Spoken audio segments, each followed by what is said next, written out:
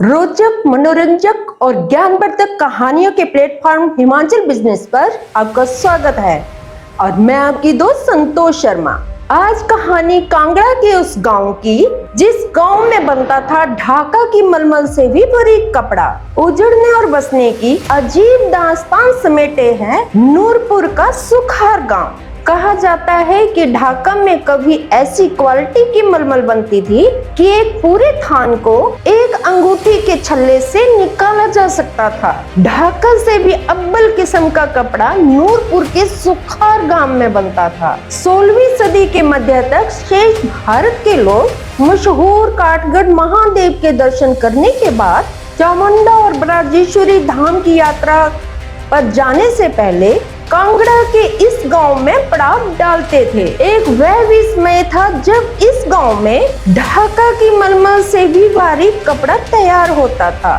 भारत विभाजन के दौरान कपड़ा बुनने के कारीगर पाकिस्तान पलायन कर गए और इसी के साथ यहाँ का कुटीर कपड़ा उद्योग भी पूरी तरह से तबाह हो गया। इसी के साथ ये गांव पूरी तरह उजड़ गया। फिर 2 दशक बाद ये गांव फिर से आबाद हुआ जब बहुत से पोंग बांग विस्थापित यहाँ पर आकर बस गए। नूरपुर विधानसभा क्षेत्र के तहत आता सुखार गांव उजड़ने और बसने की अजीब दास्तां समेटे हुए है। यहाँ के एक महाजन परिवार जिन्हें लोग सम्मान के साथ चौधरी कहते थे, उनके नाम पर राजस्व रिकॉर्ड में सुखार को सुखार चौधरियों के नाम से जाना जाता है।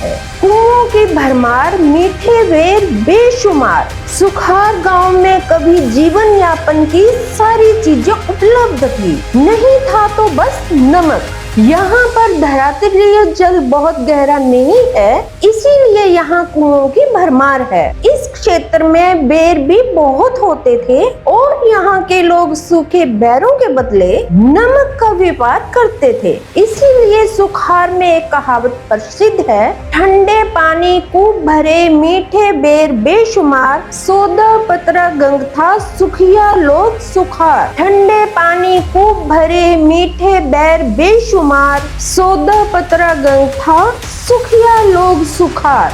100 खड्डियों पर बुना जाता था कपड़ा। शेरशाह सूरी के समय मंडी पठानकोट रूट पर सड़क का निर्माण हुआ और सुखार गांव का महत्व कम होने लग पड़ा। सुखार में सभी जातियों के लोग बड़े ही सद्भाव से रहते थे। विभाजन से पूर्व यहाँ मुसलमान परिवारों की संख्या सबसे अधिक हुआ करती थी। वे लोग कपड़ा बनाने का काम करते थे और कहा जाता है कि यहाँ पर 100 खड्डियां चलती थी। यहाँ पर उच्च क्वालिटी का कपड़ा तैयार किया जाता था जो ढाका की मलमल को भी मात देता था।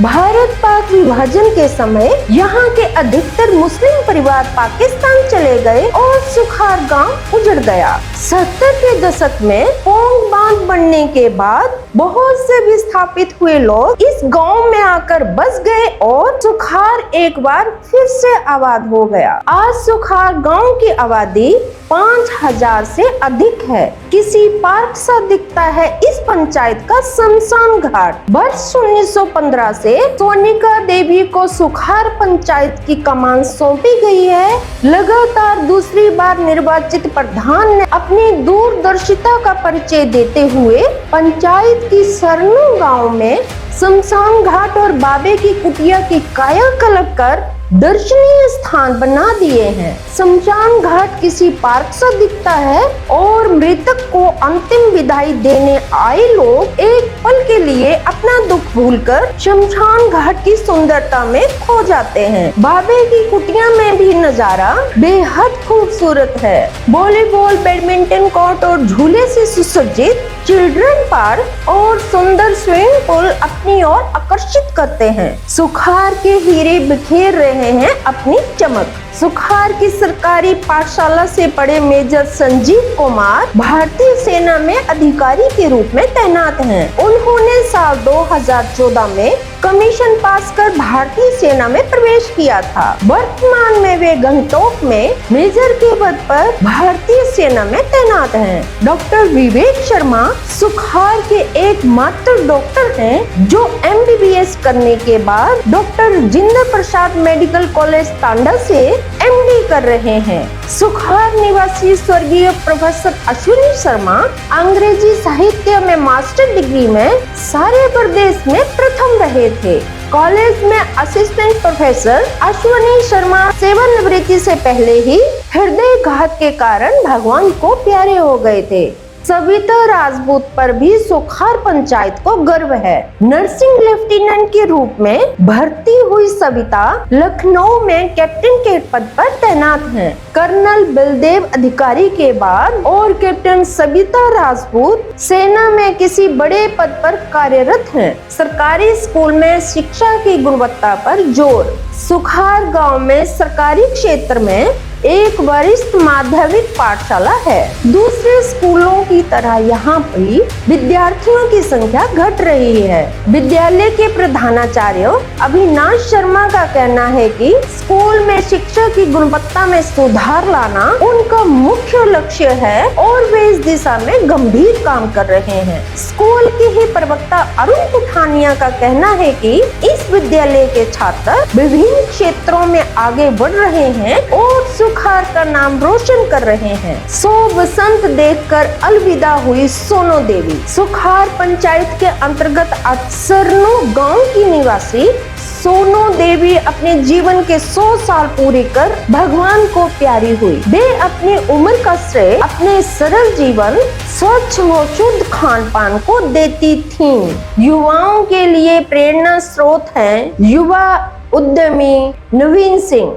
नवीन सिंह इस समय सुखार धनेटी बाढ़ से ब्लॉक समिति के सदस्य हैं। राजनीति और उद्यमशीलता उन्हें अपने स्वर्गीय पिता निरंजन सिंह से मिली है। वे भी सुखार पंचायत से ब्लॉक समिति के सदस्य रहे थे। पिता से विरासत में मिली सत्य फ्लोर मिल और राइस सेलर को नवीन बड़ी ही कुशलता से संचालित कर रहे हैं। उद्यमी होने के साथ नवीन ब्लॉक समिति सदस्य हैं और अपनी निधि को समाज हित में खर्च कर रहे हैं। सियासत को लेकर क्या कहते हैं बुजुर्ग। 80 वर्षीय सूबेदार तुलसीराम सुखार पंचायत के सुखार भराना बाढ़ के निवासी हैं।